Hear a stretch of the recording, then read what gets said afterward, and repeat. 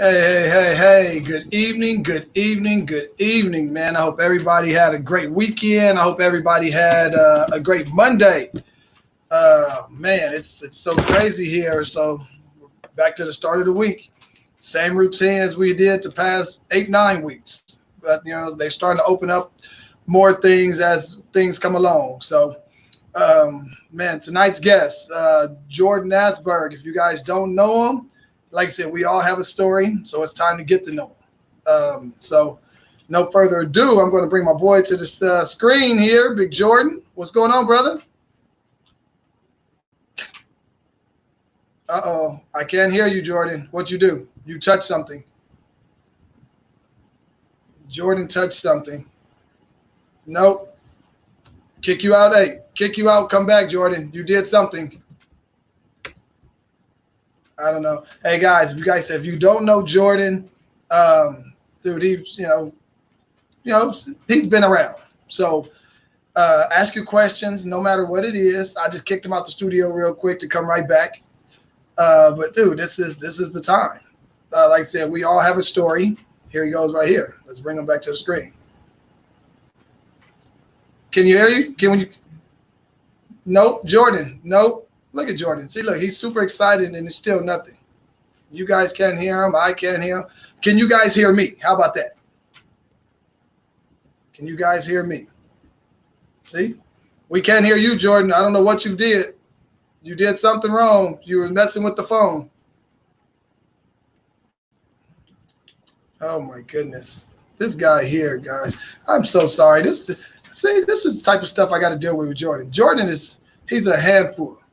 This is what I have to deal with this guy. If you don't know him, this is Jordan.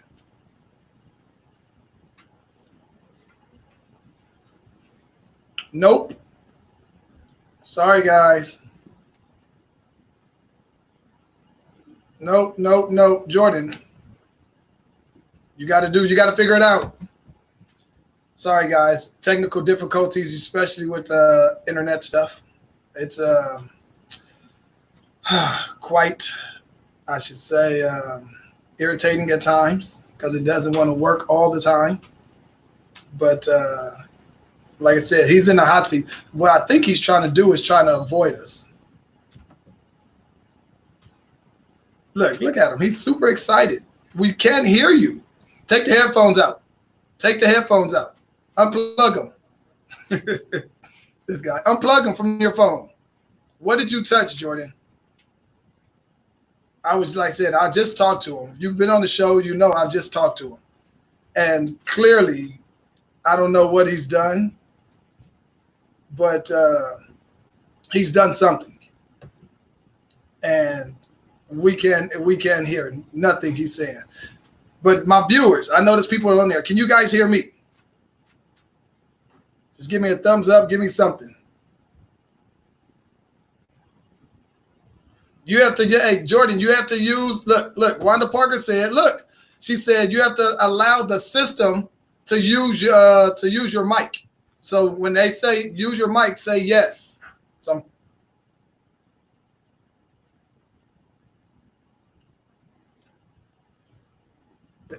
thank you, Wanda Parker. Hey, Miss Parker, how you doing? How's Houston, Dallas out there treating you?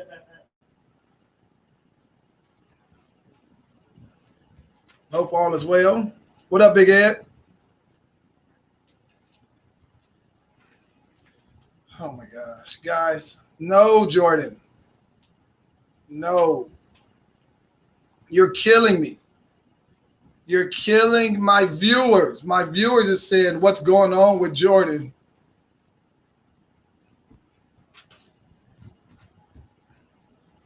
Man, I can't complain, Big Ed. How about you guys? Look, while Jordan trying to figure this out, how about you guys ask me some questions? I'll answer some of you guys' questions while we're trying to figure this Jordan thing out here. Because I don't know. You guys can hear me perfectly fine. You can see me. See, I got my my red, white, and blue on today. No. Hey, that's not me. That's on him, Jeremy. That's not me. You hear me perfectly fine. You want to hear my vocals? I got them. I'm telling you, it's not me, JD.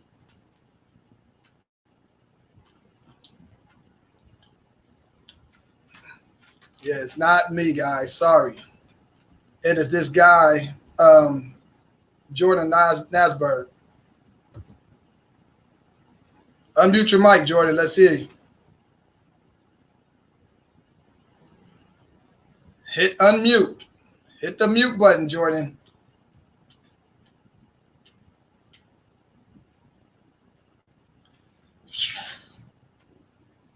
Well, you're on mute, Jordan. You have to hit it. You have to hit the mute button. You see it's a little microphone. Touch the microphone. What sports are opening up in Cali, Wanda? I don't know about that. If they are opening up, I don't think it's going to be any spectators. If that's the case, bowling wise, I'm not for sure.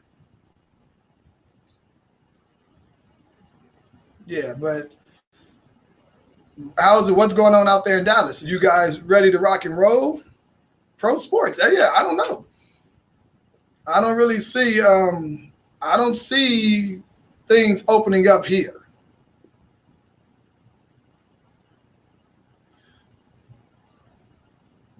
When did I get started in bowling? Man, I started in this guy here. I started in when I was at the age of 2. Yeah, it's supposed to be Jordan's interview, but clearly Jordan is screwing us over right now. Wow. Yeah, I started at 2, but I never really took bowling serious, man. I was always football, basketball, though, GT.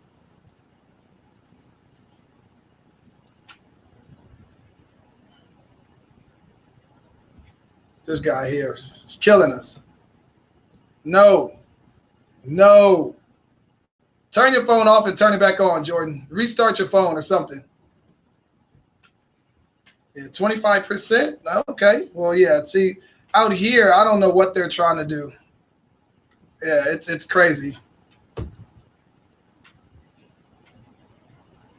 Bowling tournament at Morongo, May 31st. You asking me, Ed, if I'm bowling that tournament? And if you asking me if I'm bowling, that's a negative. I'm not going in the bowling alley with all you guys because I don't know where y'all been. So no.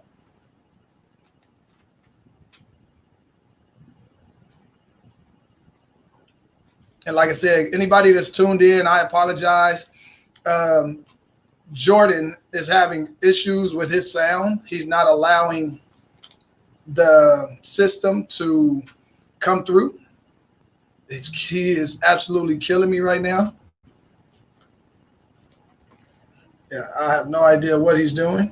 He don't even realize what he's doing, I should say. So, yeah.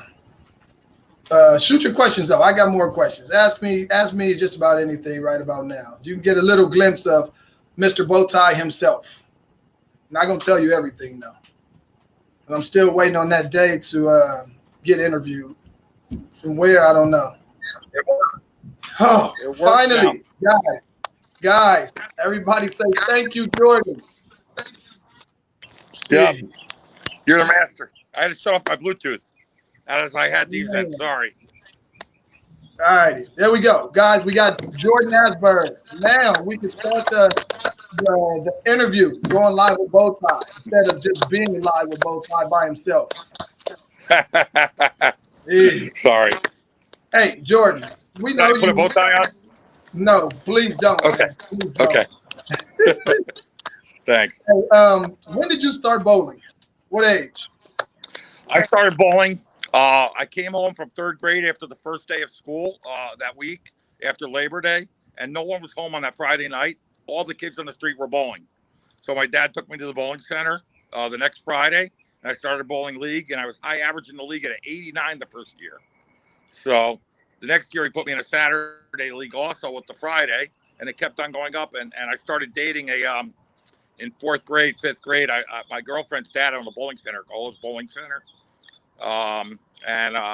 We used to bowl for kisses, so I got good pretty fast. Terry Walsh is her name. I was in upstate New York. I was there until I was 13. I bowled all the time. Then I moved to Long Island, and I started bowling JBTs. I won the New York State High School Championship All-Star team in 1984. Went to William Patterson in 87, 88, right then, 86 to 87. Best week of my life, college. No, but both with Tommy DeLutz while we were at William Patterson. And then I moved out to California for a while, for 10 years. Okay. Came in second in a regional. I was in 92 with Dan Roach in the senior junior doubles in Tucson. Lost the title title in 10th frame. I choked it off. But part of that's how helped me in coaching, because I used to be a big choke when it came to bowling. And moved on. I became a ball rep for Lane 1 in 97, 96, 97 for Buzzsaw Lane 1. Was a ball rep till about 2002. And then I was with Visionary for a year and started with ASU right after that. All right. Hey, what are some of your biggest bowling accomplishments? Biggest bowling accomplishments are second in a regional, obviously. We finished Andrew Kane, Larry Hoffman, Warren Eels, Jeff Piershad, and Chris Plurk and I finished. We were leader, top seed at the Grand Championships at the World Team Challenge, and we lost the title match to David Haynes' team. We were top seed. It's not on TV, but in 2002 we were runner-up at the Grand Championships. You'll see a lot of second place finishes as I talk, but hey, what is your most memorable moment on the lanes? My most memorable moment on the lanes might be the tournament when we threw the last 7. I actually wasn't bowling. I was a sub on the team challenge team. And I remember just after Jeff Piershot threw the first strike in the 10th to force them to strike to beat us, just us all hugging and high-fiving, and probably the greatest moment ever there with that. Wow. Okay. I wasn't even bowling at the time. Just, it was just special being a part of something. And then to lose right afterwards, it doesn't take away from the moment. That's cool. Hey, Ed Hansen asks, have you ever bowled naked on Keystone Lane? I think it was in my underwear, but we had a bet on it. I won the bet. I did have bowling shoes on and socks, so yes. So you literally bowled in your underwear? Yeah, it was $100 bet. I can't remember who it was with, but yeah. Because Charlie Fano once bowled a match naked for $100 and 3-to-1 odds in Pennsylvania.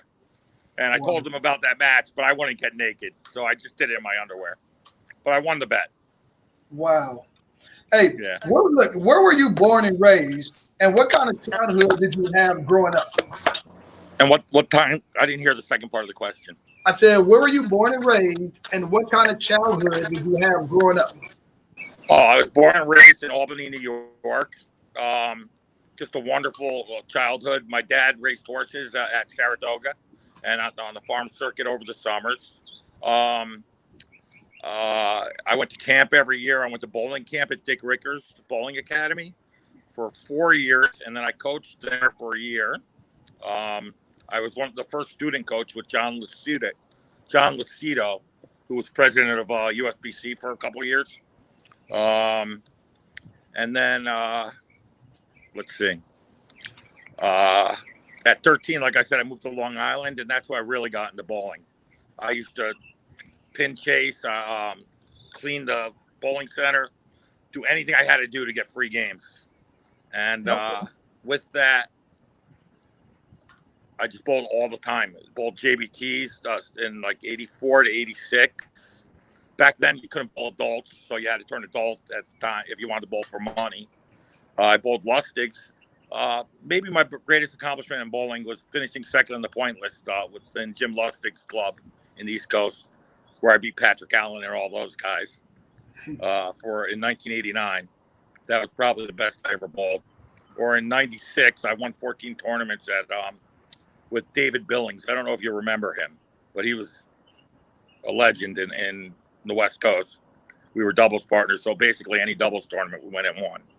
We bowled pretty well. There you go. Let's see here. Chad Luchad, what is your most favorite moment? Jacob winning his first PBA national title or your daughter signing to college? There's not. My daughter signing for college is the greatest thing I've ever seen. That is amazing. I mean, I had Haugen win a title too. I mean, that and Jacob are both special to me, with the two of them. And in the future, Russ Oviatt's going to win soon too, in the next year or two. Okay. I just can't go out there to be with him, but he is rooming with Jacob, and Jacob's kind of looking after him the way I looked after Jacob when I was out there with him. All right. Hey, growing up, what other sports did you play? I played baseball till 10th grade. I played soccer till 11th grade. I basically those were the two, and then I bowled all year round. I loved those, and in the summer we played softball at camp all the time. Okay. Love baseball. Hey, Ryan Lee asks, what's your goal as a coach? To get Ryan Lee exempt on tour. Is that good, Ryan? No, my goal as a coach is to get someone to understand every time you're out there competing, it's a learning experience. And then when you're not learning, just to let it happen. So that way, when you're in the moment, you can experience the moment and enjoy it and analyze it afterwards. So either whether it's great or bad, there's a reason why it was. Because when I coach, I don't change things in people. I never know how good someone's going to be. So I let them max out at something, and I teach them how to analyze things properly.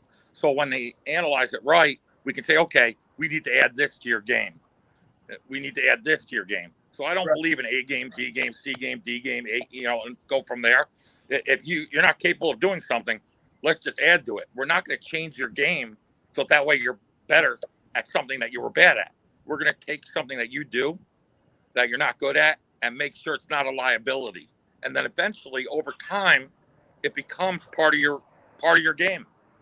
And if you don't stress while doing it, and you trust the process, it's going to happen. The main thing is that you just have to be clear with your head and your thought process to be able to analyze it properly. And that's probably my best part as a coach, because I'm not close to a Mark Baker or anyone like that when it comes to actually fixing your game on spur of the moment or tweaks. So that way you have to work and do something 1,000 times before you get to the next level. Yeah. Or you can change something. I'm more of people that come to me, I've already understand what they're doing, and I teach them how to bowl, because to me it's more important than how you bowl. Look at Jacob, how he bowls, or Haugen, how he's a straight guy who is a high average ever on Shark that wears sneakers with no slide. There's no consistency on any of my bowlers except for they all know how to bowl based upon a starting point that I give them to build the pyramid of bowling, where you have a strong basis and you keep on learning and going from there. There you go. Hey, Kenny Saxton asks, what's the toughest sport you ever played in?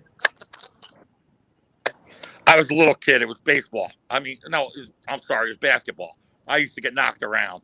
So I quit basketball about 8th grade. I couldn't. Yeah. I was like 4, 5. And I was quick, but I'd drive the lane and I'd get knocked down every time. But, hey, Ron, that's probably the toughest sport. I like tennis a lot. I used to play. Right. What? Ron. Hey, Ron, how you doing? Yeah, he says, what's your favorite piece of workout equipment? Here, hold on. I'm going to get him that. Hold on. I'll be right back. Let me show you. Wait a minute. This guy. Guys, what is wrong with Jordan? Jordan is a special individual. Here it is. Look at this, guys. I ride it while I'm doing nothing. I should actually ride it while I'm here. It's a bike without doing anything. I just put it on the floor and I ride and work out while we're talking. So wow. My favorite workout equipment. Wow. I'm lazy, but it works. Hey, Andre Eubanks asks, how do you handle your more difficult students? Well, I go back to the time I started working with you, Andre, and that kind of helped me through things. That's a little joke there. Uh, Andre had a thing where he just um, couldn't get out of a ball, so he changed his pitches all the time, or every part of the lane that he played, he'd go to a ball with a different pitch for that. And once I got it out of his head that just get him fit the span or fit that works, and we'll go from there. After the first 6 months, Andre and I have an amazing relationship now. Like he just calls me in the middle of a tournament, tells me what he's thinking, and we connect just like that. It's beautiful. I love my relationship with him. That's good. Hey, after graduating high school, did you continue your education in college? If so, where did you attend? Yes. I went to William Patterson College at the time. Now it's a university. Tommy DeLutz Jr. was there at the time. We were ranked number 2. We had a great season. After a year and a half, I ended up moving back to California to go work for my grandfather in the garment industry. But yeah, I went to William Patterson. Okay. And another 2 semesters at Nassau Community. All right. Hey, did you ever bowl on tour? If so, when? If not, why not? Okay, I always had a good job at the time that it would have been ready for me to go out there. I bowled the Masters I think in '94. I missed the cut by about 30, and I bowled one stop in upstate New York, in Albany, in my hometown. I think I beat one person. It's just about 2 or 3 days on the road, but I'm not built to travel. Just so tough on me. It always has been my whole life. No, okay. It's just certain people like that life. I love being around the guys, but I can't go more than a weekend. After that, I'm just exhausted. There's a funny story, Al Haugen, because I coach Mike Haugen. Yeah. I used to call him after a block or when he's traveling, and he goes, I'm just tired. I'm just exhausted. I'm like, come on, it's freaking bowling. I curved the language. But really, seriously, you're just tired? You're going to use that as an excuse? I go, well, what are we going to do about that? He goes, I'll tell you what, I'm going to take you on the next stretch. And I think back then they had the spring tour, or it was a 5-week stretch that started in Iowa. So he picked me up in Arizona from when he was still in California. And we drove all the way out there. We stopped off at Boulevard Bowl there for a night, continued over to the tournament to Iowa. We get there. By day 2, I'm like, Mike, send me home. I was supposed to be out there for 5 weeks. I never to this day ever complain when one of my bowlers say they're actually physically tired. As long as they're in bowling shape, that's all I care about now. It's just too tough to travel, the grind. I just respect those guys beyond belief what they do. Okay. Hey, who inspired you to start coaching? When and where was your first coaching gig? My first coaching gig was at Dick Ricker Academy. I was a student coach in 1986. And then I really wasn't a coach after that. I became a ball rep. And I actually worked with Mike Haugen and a few other people that I just connected with. And what happened was the best way to sell balls is to put it in a guy's hand. And if it doesn't work, show them how to throw it or just do something that makes it work for them. And it became, I just started coaching more and more people where I never actually gave lessons. It was all more of a ball rep type thing. And a couple juniors that I was helping out we're now on the ASU bowling team. Sorry, my daughter just came out. Want to say hi? Hi. I was in Jazzy's broadcast. She was in Jazzy's broadcast last week. Yeah, I remember. Tell her that. Congratulations. Thank you. Mm-hmm. You're welcome. She said thank you. Mm-hmm. I'm sorry. What was the question again? You are. Oh my God, Jordan. No. We were talking about you coaching. Oh yes. So it eventually became. I became a coach by default.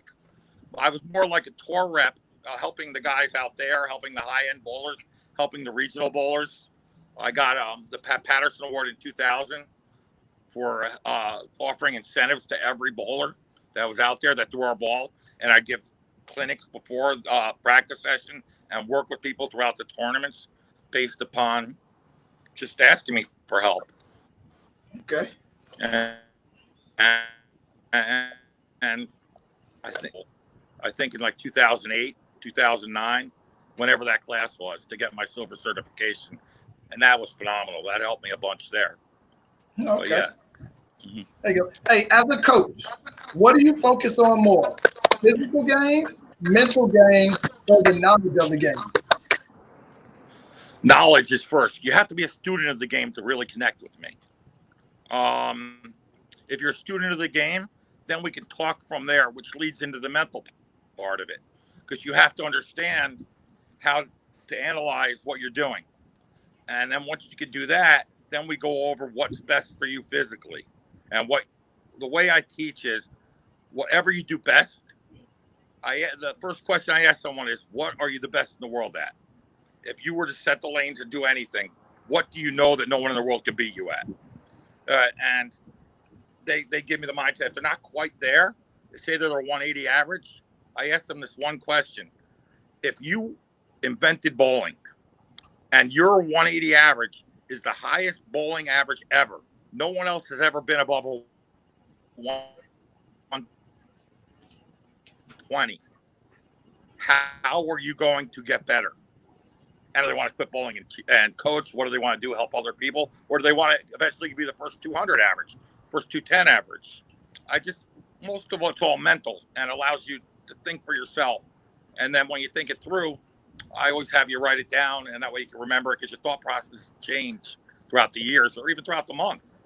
That way you can look back and go how you're thinking at the time and reset. And restart and reset your goals based upon where you're at each time you do something. Okay. Hey, when did you start at Arizona State, and how long were you there? I've been there since 2004, I think, the 2004, 2005 season. Right. You was breaking up. You say you were there in 2004? 2005. Yeah. My first year, my second year. You know, Matt Jones from Arizona. He was there. I've had some great teams with us. Obviously, we have Russ Oviatt. We have Ben Canfield, who's the coach at GCU. Wonderful bowler, great person, great coach. I missed the Andrew Kane years, but I coached Andrew Kane for 20 years. ASU's been wonderful to me. It's just a great teaching tool. I've learned so much on how to deal with people. I was more about me in the beginning years of coaching, what I could do for them. And now It's all about what I can do to help them. So that way it's all about them and who they become as a person and as a bowler.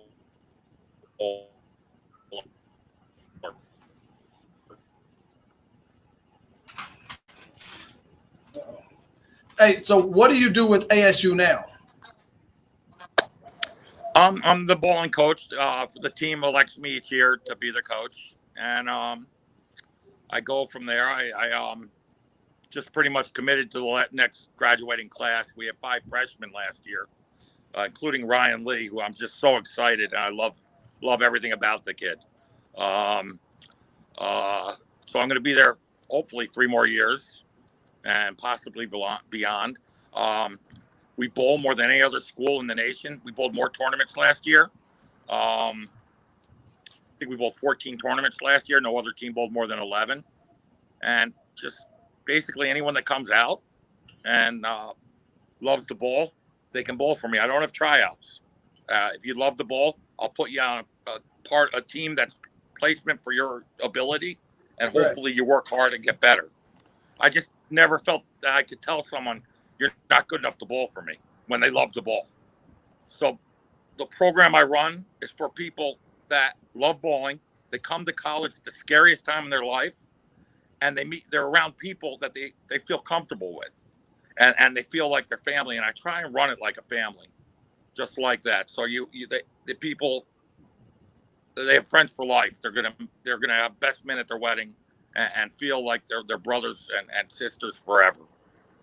And that's my greatest gift, I think, as a coach, is that it allows people to just feel like they're at home, away from home, in a rough time in most people's life, their freshman year of college. Okay. Hey, are you the reason that Ed Hansen got a knee replacement? No, actually, Eddie's one of the fastest people I ever seen. I saw him run across Keystone. I mean, no one could beat him. He bet he won that night. I think he won $100 off Robert Hirschman. One batch in my underwear, but Ed is amazing. Ed is fast. It might be because I think he just cracked 180 pounds, so maybe he has too much weight on the leg. Oh man. Yeah. That's a good one there. Hey, yeah. Are you the type of coach? Look, are you the type of coach that focuses on the good players and follow them, and let your assistant coach or your assistant coaches handle the other players? Well, in tournaments and things like that, I deal with. I make anyone can ask me for help at any time on the JV, but when I'm actually coaching out there, I'm trying the best to build a team toward the end of the season, and it's just how hard you're willing to work. I just can't outwork you. So most of the time, the better bowlers work harder than the other bowlers, but eventually those other bowlers do get better until they're hopefully the better ones. So I don't play favorites, but I do my best to help anyone that wants it. Now, my thing is, do you feel that it's fair for the less caliber bowlers to get less attention from one of the head coach? Well, everyone's welcome. Everyone is allowed one-on-one time with me, as long as they set it up. It's just I'm not going to ask them to do it. So we have team time. I won't work with anyone pretty much individually on team time.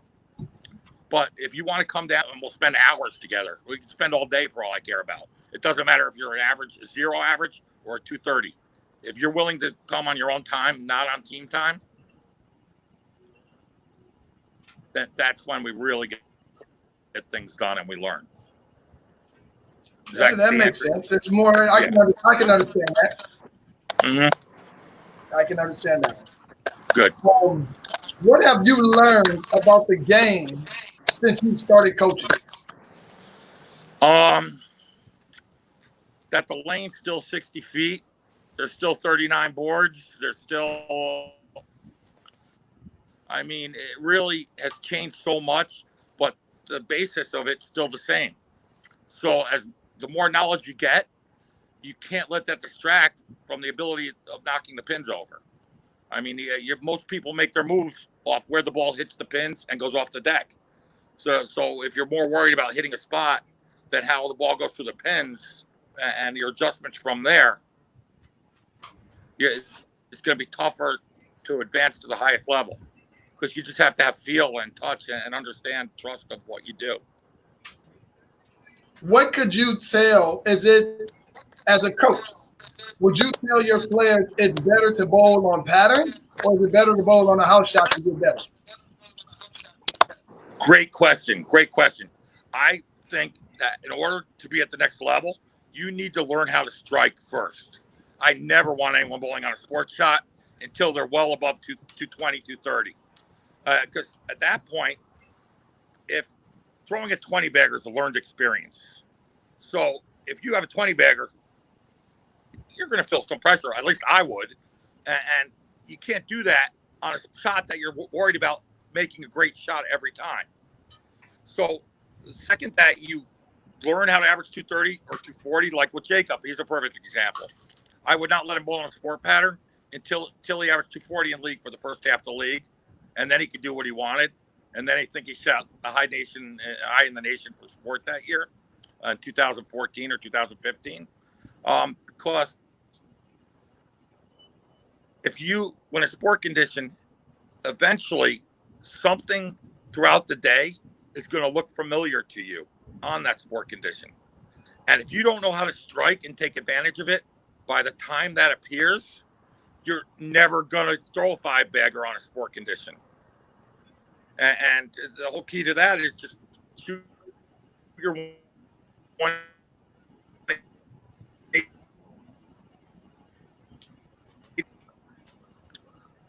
And so I agree with that. You should be bowling on whatever's out there. You have no control of that. But don't search for a sport league, because in a sport league, first, you're bowling on one pair the whole time, most of them. So in the PBA or most tournaments, you're never on the same pair more than once. So you're going to develop a lane however you want to develop it. And Right.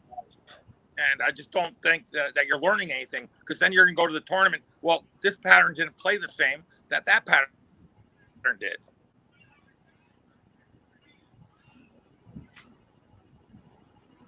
No. So I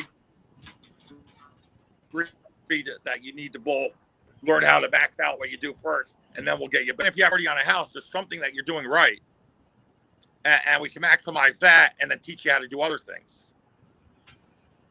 Okay. That's understandable. That's understandable. A lot of times you hear people, "Oh man, you need to bowl on a pattern, so you can get your accuracy down. So when it comes to a house shot, you're accurate." That's that's what a lot of people say.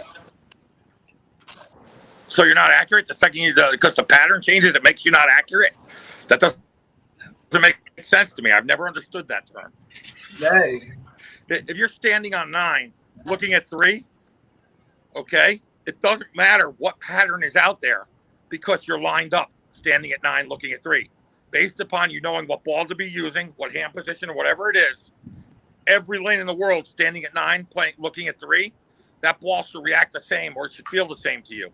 And when your mind sees standing at 9, looking at 3 is just the same as standing on 13 and 19, exact same.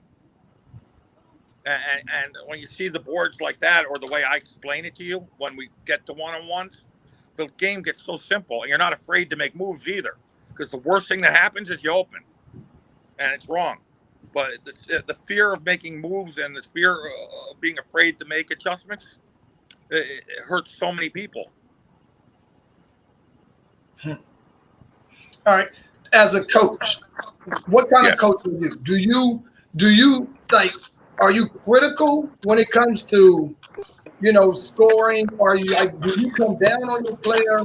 Are you like? You have some coaches that just rips you a new a-hole. But in order to rip you a new a-hole, are you the type of coach that says pull them to the side and pull them back up, or do you just got to try to build through that and figure it out? My favorite thing about coaching is that phone call afterwards when I call someone to say I'm proud of them, even if they finish dead last, that they just learned something from it. I'm very hard. Like I think of new ways to push my bowlers. There's things that I make Jacob do, and Haugen, and when I was working with him, and even the other guys, everyone I set a standard of what they're capable of, and we don't leave that bowling center until they hit it. So, I mean, even in practice, like Jacob cannot leave until he goes back-to-back 250s in anything that we practice in.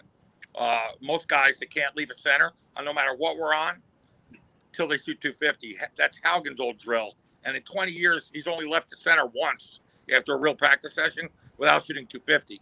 And it didn't matter what the pattern is, because eventually you win tournaments later in the day. So we have our practice session, and then it's go ahead, bowl till you shoot 250.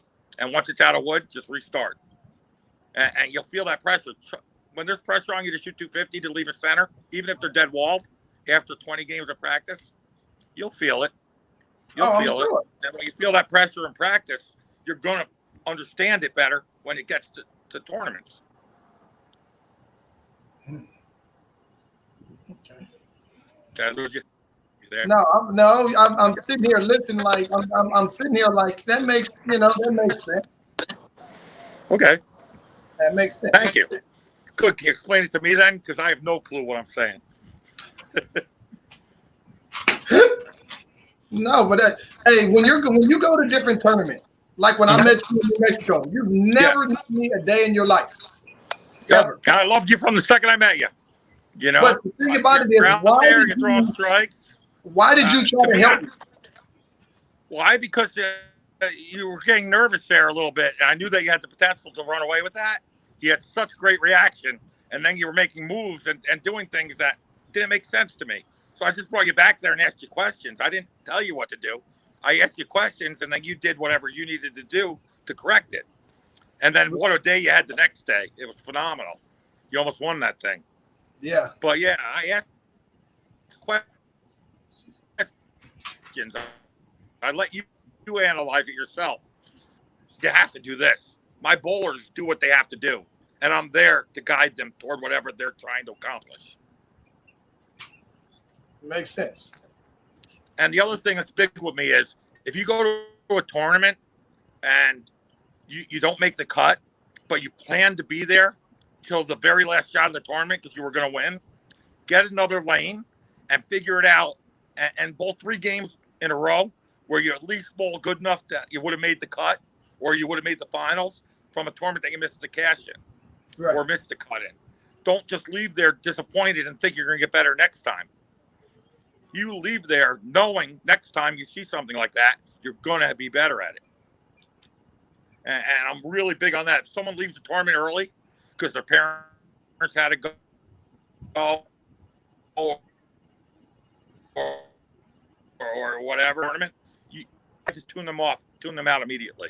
And I just don't deal with that well. I've never thought of it that way. Never. Mm-hmm.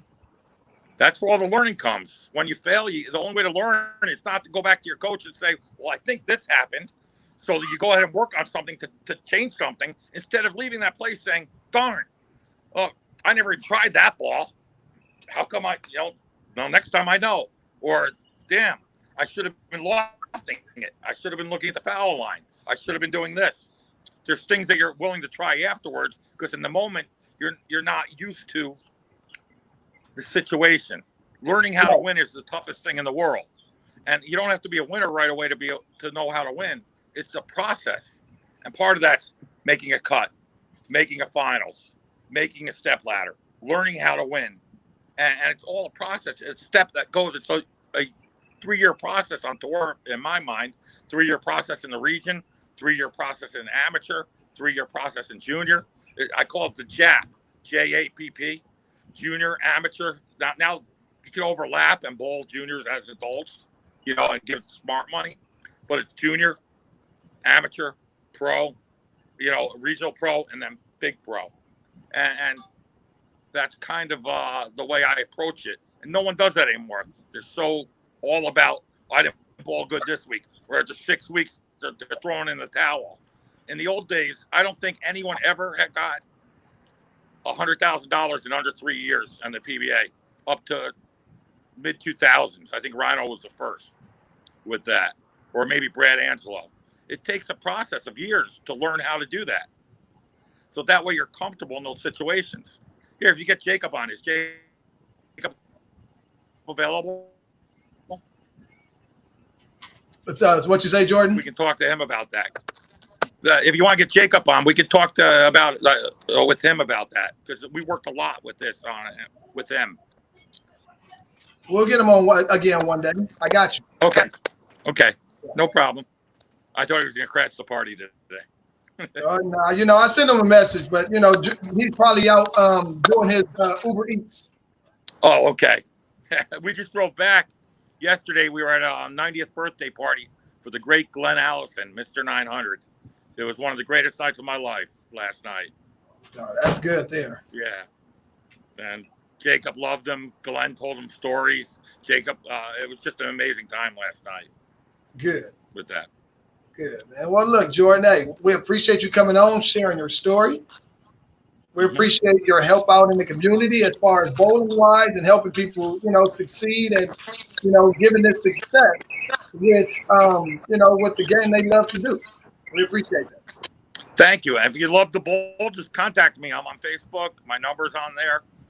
I'll talk to anyone. If you love the bowl, I'm your biggest fan. Doesn't matter who you are. There you go, guys. Hey, if anybody want to learn or fix something or help, just bowl. Yeah, he just told you he's there. I'm happy to do it. Not a problem.